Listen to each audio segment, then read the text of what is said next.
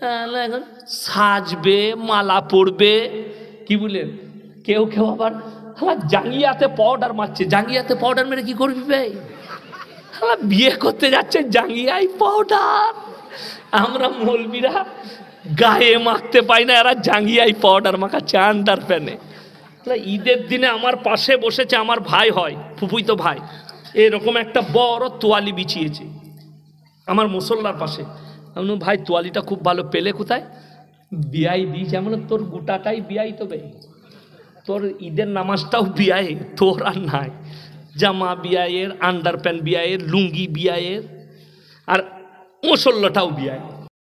ঠিক আছে, এই লোকের সামনে বলছে ব্যাটার বিয়েতে আমি কিন্তু কিচ্ছু নেবো না, কিন্তু 500 বরযাত্রী আসবে, মানে তোর 20টা এরকম করে মারবো না, ঘুরিয়ে মারবো। কথাটা বুঝতে পারেননি? সোজা করে মারবো না, ঘুরিয়ে মারবো। নাকটা এইভাবে ধরা যাচ্ছে, যাচ্ছে না? যায়নি। আবার এরকম করে ঘুরিয়েও নাক ধরা যাচ্ছে, যাচ্ছে না? তার মানে ঘুরিয়ে মারবো তোকে আমি। লোকে জানবে কিছুই নিলে না, কিন্তু 300টা বরযাত্রী, সেই 5 লাখ টাকা খরচ খানাতে, সেই 4 লাখ টাকা খরচ খানাতে। ওই তো 300-400 লোক নিয়েছে, কোথা থেকে শরীয়তে পেলে? তুমি খাওয়াও। যদি বলেন আমার খাওয়ানোর ওয়াকাত নাই, আপনি 10টা লোক খাওয়ান, অলিমা সুন্নত পালন করুন। 50টা লোক খাওয়ান, আল্লাহ যেমন আপনাকে যোগ্যতা দিয়েছে সেরকম খাওয়ান। কে বলেছে? আমাদের দেশের লোক তো সুদের ওপরে টাকা নিয়ে ব্যাটার বিয়েতে খানা করে দিয়ে লোককে দেখায় আমি খানা খাওয়ালাম। তোকে কে বললে বে সুদের ওপরে টাকা নিয়ে খানা খাওয়াতে? খানা খাওয়ানো সুন্নত, যেটা আছে সেটা খাওয়ান। আমাকে জিজ্ঞেস করছে আমার বিয়েতে কি কি খানা করব। আমি বললাম তোরা পালং শাক ডাল করবি আলু দিয়ে, আর কিচ্ছু লাগবে না, আমরা ওই খাই নেবো। কেন? বাপ অনেক খাইয়েছে, আল্লাহ অনেক খাওয়াচ্ছে, আর দরকার নাই। কি করব? কিছুই দরকার না। আমি তো আমার বিয়েতে কিছুই খাই নাই।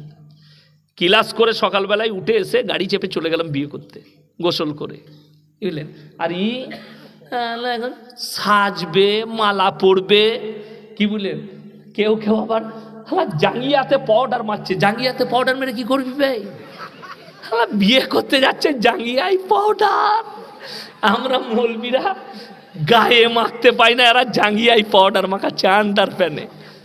ঈদের দিনে আমার পাশে বসেছে আমার ভাই হয়, ফুফুইতো ভাই, এরকম একটা বড় তোয়ালি বিছিয়েছে আমার মুসল্লার পাশে। আমি ভাই তোয়ালিটা খুব ভালো, পেলে কোথায়? বিয়াই দিয়েছে। এমন তোর গোটাটাই বিয়াই, তবে তোর ঈদের নামাজটাও বিয়ায়, তোর আর নাই।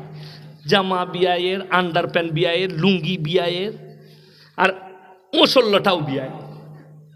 কত কষ্ট লাগে। যারা বলে, আমাদের দেশের অনেক মায়েরা আছে 1 সপ্তাহ আগে থেকে বৌমাকে খুঁটা দেয়, এখনো পর্যন্ত চিনি সেমুই এলো না। তারা শুনে নাও, যে মেয়েরা বেটার বিয়ে দিতে পৌঁছাও, যে বাবারা পৌঁছায়, তোমরা পাঁঠা বিক্রি করছো, পাঁঠা পাঁঠা পয়দা করেছো। তা না হলে বলে দাও, আল্লাহ আমার সন্তানের কাছে যে রুজিটা জুটাবে তোমার মেয়ে সেটা খাবে, 1 টাকা লাগবে না। আল্লাহ যতটুকু যোগ্যতা দিবে, যতটা রুজি লেখা আছে, আমি আল্লাহর কসম খেয়ে বলে যাচ্ছি, যদি 100 কোটি টাকা ছেলেকে কেউ দিয়ে যায়, আল্লাহ যদি তার তকদিরে ভিক্ষা করা লেখা থাকে, ভিক্ষা করে খাবে। কি বলছেন আপনারা বলুন? তাইলে আপনি ভরসা আল্লাহর উপরে করবেন যে আমার ছেলে ইনকাম করে বৌমাকে যা খাওয়াবে সেটাই খাবে। তোমরা তোমাদের মেয়েকে কি দিবে জানি না, তাকে যদি দাও তার থাকবে। এখন আবার নতুন সিস্টেম উঠেছে।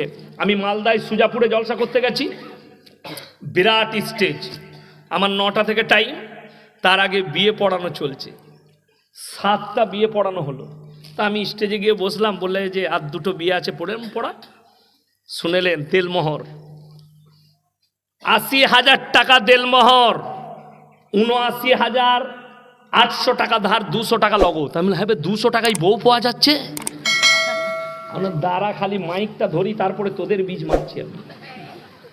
বিয়ে হয়ে গেল, আমি মাইকটা ধরে খুতবা পড়ি না। আমি দেখছি মৌলবি কটাও চলে যাবে, আর জামাই বউ চলে যাবে, আর বিয়াই কটাও চলে যাবে।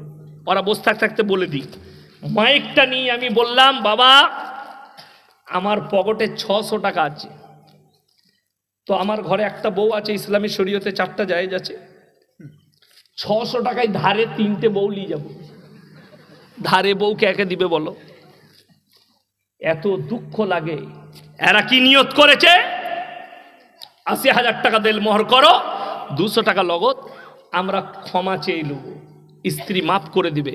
আমি আমার মাদ্রাসার মুফতি সাহেবের সাথে সেদিনে লেগেছিলাম যে যদি কেউ নিয়ত করে যে 3 লাখ টাকা লোক দেখানোর জন্যে কর, স্ত্রী ক্ষমা করে দিবে, এই নিয়তে ওই আপনার মহারানা বাঁধা শরীয়তে জায়েজ নাই। ভুলবশত কেউ বেঁধে ফেলেছে বেশি, শোধ করতে পারছে না, তখন স্ত্রীর হুকুম হচ্ছে সে ক্ষমা করে দিবে ভুলবশত, তা না হলে লগত দাও। এখন আবার সিস্টেম উঠেছে, দেলমোহরের বদলে 1 ভরি সোনার হার দিয়েছি। শুনেলাম মহারানাটাই অনেক মায়েরা অনেক শ্বশুররা বুঝেনি। মহারানা হচ্ছে স্ত্রীর হক, ওটাই আর স্বামীর শ্বশুর বাড়ির লোকের কোনো দাব থাকবে না। তুমি টাকা দাও আর সোনা দাও, সে বেচে দিতে পারে, সে দান করে দিতে পারে, মা বাপকে দিতে পারে, স্বামীকে দিতে পারে, এটাতে আর কারোর এখতিয়ার থাকবে না। আপনাদের বীরভূমেরই ছেলে হবে কোন জায়গার জানি না, আমার কাছে বিচার হচ্ছিল, মানে আর কি ভাত খাবে না মেয়েটা, তো সব লেনদেন হয়ে গেছে। লাস্টে ছেলের বাপ বলছে যে আমি এত টাকা দেলমোহর দিয়েছি, দেলমোহরের বদলে সোনা দিয়েছি। আমরা দ্বিতীয়বার আমার সামনে বললে জুতো খাবে তুমি। আমি যে জায়গায় বসে আছি দেলমোহরের কথাটাই তুলতে পাবে না। কেন? এটা স্ত্রীর হক, ওটা মিটে গেছে, চলে গেছে। বাকি কি দিয়েছ সেটা ঘুরত ফেরত করো, কিন্তু এটার কথা আর তুলতে পাবে না। এটা যেন আপনাদের মাথায় থাকে। যুবক দিকে বলে যাচ্ছে, আপনাদিকে বাপ দিকে 5,000 টাকা দেন লগত, মহারানা মিটিয়ে দেন। 20,000 50,000 দিবার দরকার নাই ধার রেখে, 10,000 টাকা দেন লগত। টাকা এই জন্য দিবেন, টাকা সে খরচা করে দিবে, শেষ করে দিবে। সোনার জিনিস দিলে শাশুড়ি বাপের ঘর থেকে এইছে, আমরা যে হাটটা দিলাম হাটটা কই গো? তোমার স্ত্রী শাশুড়ি মার খাবে কবরে গিয়ে, ওটা জিজ্ঞেস করার জন্য। ওই জন্য ওই ঝামেলা রাখারই দরকার নাই, লগত টাকা দিয়ে দাও, ঝামেলা মরে গেল। ওর টাকাও শেষ, সব শেষ। কথাটা বুঝতে পেরেছেন না পারেননি? সোনা রেখে দিলেই ঝামেলা। আর যত পরিবারের দুনিয়াতে যত অশান্তি কাদের, মায়েদের। সকাল থেকে তো কাজ নাই, নামাজ নাই, রোজা নাই, দিনদারি নাই। সকালে উঠি হাঁস মুরগি ডিম ছাগল আর ঝগড়া, এটা হচ্ছে শুরু। সকালবেলায় উঠে খুঁজে পাচ্ছে না নিজের যাকে কি করে গাল দেবো, নিজের মুরগিকে গাল দিচ্ছে। ঝিমুনি তুই মরে গেলি না, তোর আটপুরো লেগে গেল না।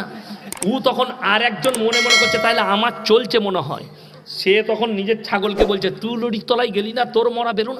ছাগল আর মুরগি বলছে আল্লাহ সকালবেলায় আমরা কি করলুম গো? বলে তোরা কিছু করি না, মাল সব ব্যাকিংয়ে যাচ্ছে। বলছে ওইদিকে যাচ্ছে, ওইদিকে। আমার মায়েরা ফজরের নামাজ পড়ো, বৌমাকে উঠিয়ে দাও, নামাজটা আদায় করো। বাড়িতে নামাজ পড়ে একসঙ্গে এক দস্তারখানে বসে খানা খাও। শাশুড়ি ওই কোণে খাচ্ছে মুখ বেচকিয়ে, আর বৌমা এই কোণে খাচ্ছে। তোমাদের সংসারে কি করে বরকত হতে পারে? শাশুড়ির উচিত বৌমাকে নিয়ে খাওয়া। যারা বৌমা আছেন শুনে যান, শাশুড়িরা তাদেরকে বিটির মতো মনে করো। আমাদের অনেক মেয়ে আছে বাপের ঘরে এসে বলে ভাবিকে, ভাবি মায়ের খেয়াল লাগবে, আর ওইখানে গিয়ে শাশুড়িকে ভাত দেয় না। ঠিক বললাম না ভুল বললাম? সে শাশুড়িকে ভাত দেয় না, আর নিজের ভাবিকে বলছে মায়ের খেয়াল লাগবে। তোর লজ্জা লাগে না এই কথা বলতে? তো আগে শাশুড়ির খিদমত কর, তবে তোর মুখে ওই কথাটা মানাবে আমি আমার শাশুড়ির খিদমত করি, আমি শাশুড়ির সঙ্গে ভালো ভাষায় কথা বলি। তবে তো তোমার ভাবিকে তুমি বলতে পারবে যে একবার এসো আমার ঘরে, আমি আমার শাশুড়ির সাথে কি ব্যবহার করি তুমি শুনে আসবে, সেইভাবে আমার মায়ের সাথে ব্যবহার করবে, তবে তোমার বলাটা মানাবে। তুমি শাশুড়িকে জাল দিবে আর ঘরে এসে ভাবিকে বলবে মায়ের খেয়াল লাগবে, আব্বার খেয়াল লাগবে। কষ্ট লাগে। আমার ভাই যারা বেটার বিয়েতে পণ নিয়েছেন, তারা বিবির বউ মায়ের হাত থেকে খিদমতের আশা করেন না। দ্বিতীয় নম্বর, খিদমত দু রকম আছে। অনেকজন মনে করেন যারা যুবক শ্বশুর থাকবে, শ্বশুরের যদি যৌবন থাকে, শ্বশুর যদি হাট্টা গাট্টা হয়, তার জন্যে সামাজিক বৌমা খিদমত করতে পাবে, কিন্তু শারীরিক খিদমত করা হারাম। শুনে যান, অনেক শ্বশুর মনে করে, অনেক শাশুড়ি মনে করে আমার বৌমা আমার স্বামীর খিদমত করতে পায় না। সামাজিক খিদমত কি? শ্বশুরের জন্য গামছাটা রেডি করা, পানিটা রেডি করা, থালায় খাবারটা দস্তরখানটা রেডি করা, খাবার দেওয়া, কিন্তু হাত পা টিপা করতে পাবে না, এটা শরীয়তে হারাম। যদি শ্বশুর যুবক থাকে, যৌবন থাকে, তার জন্য একটা যুবতী বৌমায়ের জন্য খিদমত করা হারাম। শ্বশুর যদি মাজুর হয়, অ্যাক্সিডেন্ট হয়েছে পড়ে আছে, তখন তুমি গা ধুই দাও। শ্বশুর যদি অসুস্থ হয়, শ্বশুর যদি বৃদ্ধ হয়, 70 বছর পেরিয়ে গেছে, যৌবন শেষ হয়ে গেছে, তার সব খিদমতটাই তোমাকে করতে হবে।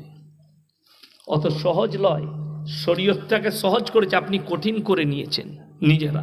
আপনি দেখুন, নামাজ দাঁড়িয়ে না পড়তে পারলে বসে পড়ুন, বসে না পারলে আপনি শুয়ে শুয়ে ইশারায় পড়ুন। কিন্তু আমাদের দেশের লোক চায়ের দোকানে হারাম করে 3 ঘন্টা আড্ডা মারে, নামাজের লেগে বলবে সময় হচ্ছে না। ঠিক কিনা কথা বলে? সময় হচ্ছে না। এটাই কষ্টের বিষয়। তাই আপনারা আমার জন্য দোয়া রাখেন, আমি আপনাদের জন্য দোয়া রাখি।